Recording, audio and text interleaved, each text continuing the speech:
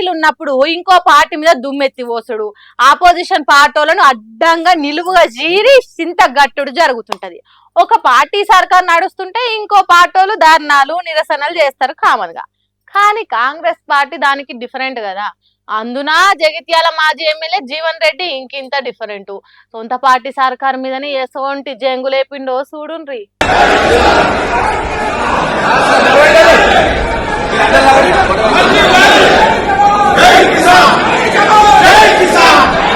సొంత పార్టీ మీద పంతానికి ఫైటింగ్ కు పోయినట్టే చేస్తున్నాడు Jagtial car party leader Jeevan Reddy sir. ప్రతిపక్ష పార్టీలు చేయనంత పోరాటం చేస్తున్నాడు కాంగ్రెస్ సర్కార్ మీద.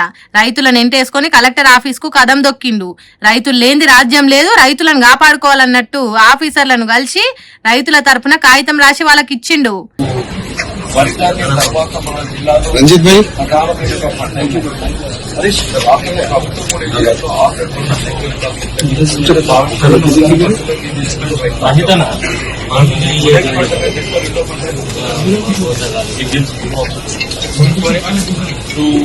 మొక్కజొన్న దాదాపు జిల్లాలో ఒక 50,000 ఎకరాలు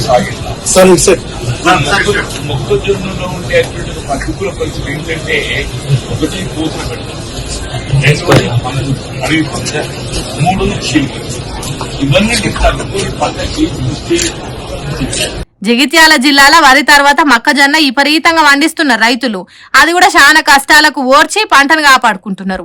నీళ్లు లేక, కరెంటు రాక, రోగాల నుంచి కాపాడుకుంటా, వాతావరణాన్ని తట్టుకునేటట్టు మందులు కొట్టుకుంటా, కంటికి రెప్పతిరగా కాపాడుకుంటే మార్కెట్ మొక్కజొన్నలను కొంటలేరు. దాంతోని మద్దతు ధర వస్తలేదు. దేశానికి అన్నం పెట్టే రైతు అల్లాడిపోతున్నాడు. కాబట్టి సర్కార్ మార్కెట్ ద్వారా మొక్కజొన్నలు కొనాలి. కంటికి రెప్పతీర కాపాడుకుంటే మార్క్ ఫెడ్ మొక్కజొన్నలకు కొంటలేదు. దాంతోని మద్దతు ధర వస్తలేదు. దేశానికి అన్నం పెట్టే రైతన్న అల్లాడిపోతున్నాడు. కాబట్టి సర్కార్ మార్క్ ఫెడ్ ద్వారా మొక్కజొన్నలు కొనాలి. రైతులను అశ్రద్ధ చేస్తే రాజ్యాలు ఆగమైతాయి. అన్నదాతలను కాపాడుకోవాలన్నట్టు కలెక్టర్ ఆఫీసులకు చొచ్చుకొని రైతుల బాధలు సర్కార్కు అర్థమయ్యేటట్టు చేసిండు. అధికార పార్టీలు ఉన్న లీడరే ప్రతిపక్ష నాయకుడు అయ్యిండు. ఈ పోరాటాలు చూస్తున్న జగిత్యాల పబ్లిక్ జీవన్ రెడ్డి సారు కాంగ్రెస్ పార్టీలనే ఉండి కాంగ్రెస్ మీదనే కొట్లాడే కంటే పార్టీ మారితే ఇంకింత మంచిగా ఉంటదని మాట్లాడుకుంటారట. మరి చూడాలి జీవన్ రెడ్డి సార్ మనసు ఏ పార్టీ మీద గుంజుతున్నదో, ఏ పార్టీలో చేరి వచ్చే ఎన్నికల నాటికి ఎమ్మెల్యే అవుతాడో అనేది. భూమిలో ఎక్కడ దవ్వినా రాళ్ళు రప్పల తిరగా బంగారమే దొరికిందే అనుకోండి. దానికి ఇప్పుడు ఉన్నంత ఇలువ ఉంటదా? బిల్కుల్ ఉండదు. అది ఎంత తలతల మెరిసినా మనుషులు పట్టించుకోకపోదురు కావచ్చు.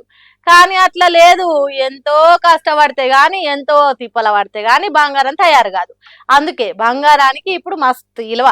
అట్లనే ఏది చౌకగా దొరికితే దాని మీద మంచి ధ్యాస ఉండదు. తక్కువ దొరికి ఎక్కువ డిమాండ్ ఉన్న దాని మీదకే పోతుంది దాని చూపు.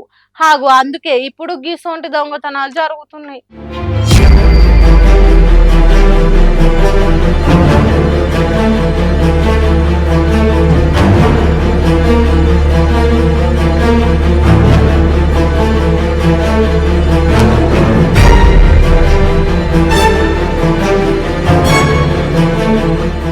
మస్తు షేడ్స్ ఉన్నాయిరా నీలో. అబ్బా కమలాసన్ అనే డైలాగు ఆటోమేటిక్ వచ్చేటట్టు మెకానిక్ షెడ్డులకు వచ్చి ఏం తెలియని ఎన్న పూస తిరగ నిలబడి అటు ఇటు చూస్తున్నాడు గౌరవనీయులైన దొంగ గారు. ఆస్కార్ లెవెల్లో ఎట్లా యాక్టింగ్ చేస్తున్నాడో చూసిండ్రా. బాబు కమలాసన్ వచ్చినావు కదా, ఇక గాని గ్యాస్ సిలిండర్ కోసమే వచ్చినావని తెలుస్తున్నది కానీ సిగ్గుపడకుంటది. అట్లా గేట్ కాడ తీసుకుపోయి అక్కడ పెట్టు. ఏమో ఏ మూల నుంచి ఎవరు చూస్తున్నారో తెలియదు కదా, అందుకే బయటికి పోయి చూడు. ఎవరన్నా కనిపెడుతున్నారు కావచ్చు. పైలం మొత్తం చూసినావా? ఎవరు లేనట్టున్నది కదా. మరి లేట్ ఎందుకు చేస్తున్నావు? తొందరగా గ్యాస్ సిలిండర్ తీసుకుపోయి బండి మీద పెట్టుకొని కంటికి గాన రాకుంటూ ఉరుకు. అది ఇగో ఇది దొంగతనం చేసే పద్ధతి అంటే. సూర్యాపేట జిల్లా కోదాడల ట్రాక్టర్లు రిపేర్ చేసే షాపుల దొంగతనం జరిగింది. వెల్డింగ్ల కోసమో లేకుంటే ఇంకా దేనికోసమో తెలియదు కానీ గ్యాస్ సిలిండర్ షాప్లో పెట్టుకున్నారు. ఆ ముచ్చట ఈ దొంగ గారికి ఎట్లా తెలిసింది అనేది మనకు తెలియదు కానీ ట్రాక్టర్లు బాగు చేసే షాపులకు వచ్చి ఇగురంగా బండను తీసుకొని పరారైండు. ఈ మెకానిక్ షాప్ గురించి అద్దద్దు తెలిసినోడు ఎప్పటికొచ్చే కస్టమరో తెలియదు కానీ డైరెక్ట్ షాప్లకు వచ్చి బండను ఎత్తుకొని పోయిండు. అంటే వాడు ఏ పాటో ఇంటి దొంగే కావచ్చు. ఇప్పుడు గ్యాస్ దొరకని రోజులు వచ్చినాయి కాబట్టి చాలా మంది వీటి కోసం దొంగతనాలకే పడుతున్నారు. పబ్లిక్ మీ గ్యాస్ బండలు పైలము, బంగారం పైన సంపాదించుకోవచ్చు, ఆస్తులు అమ్ముకున్నా ఏం కాదు కావచ్చు కానీ గ్యాస్ సిలిండర్ లేకుంటే ఉపాసం బండుడే అవుతున్నది ఈ రోజులల్లా. పైలం మళ్ళా